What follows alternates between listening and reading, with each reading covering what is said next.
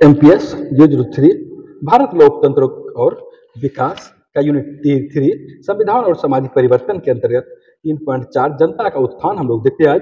तो जनता का उत्थान कई एक माध्यमों से करने के प्रयास किए गए।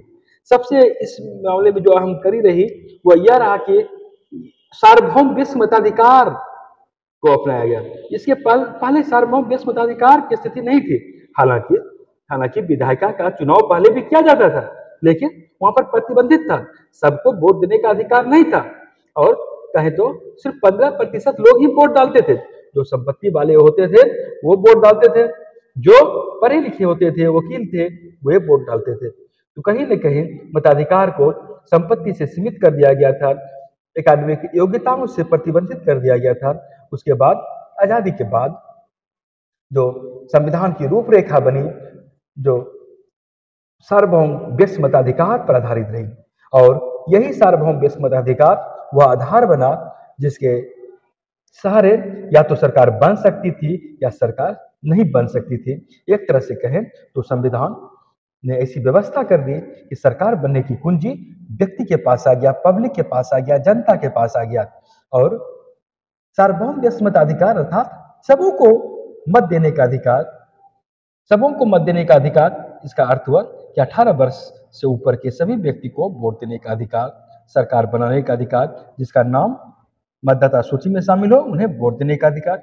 और सबसे बड़ी खासियत इसमें कि सार्वभौम मतलब सबों को, किसी के साथ भेदभाव नहीं, चाहे वो गोरे हो या काले हो, स्त्री हो या पुरुष हो, किसी भी जाति के हो, किसी भी धर्म के हो, किसी भी लिंग के हो, सबों को वोट देने का अधिकार मिला।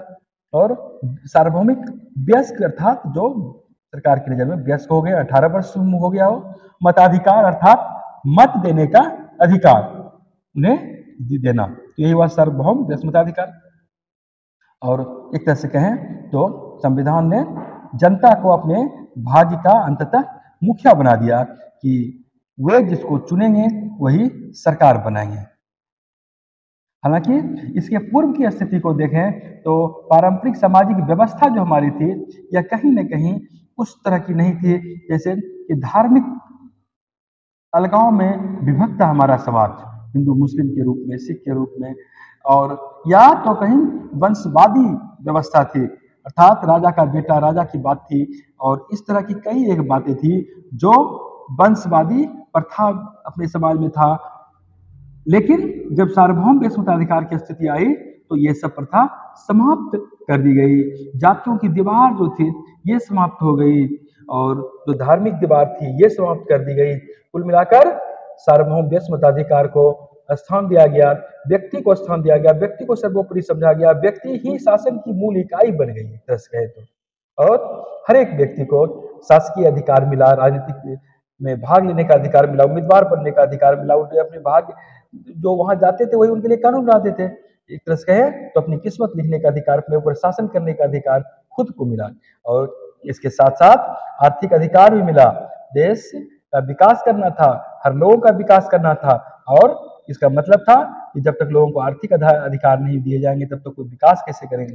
हालांकि इसके साथ साथ एक और अच्छी बात थी जो पहले नहीं थी कि अल्पसंख्यक वर्गों को सिर्फ अधिकार थे, समान अधिकार थे जो सबों को थे।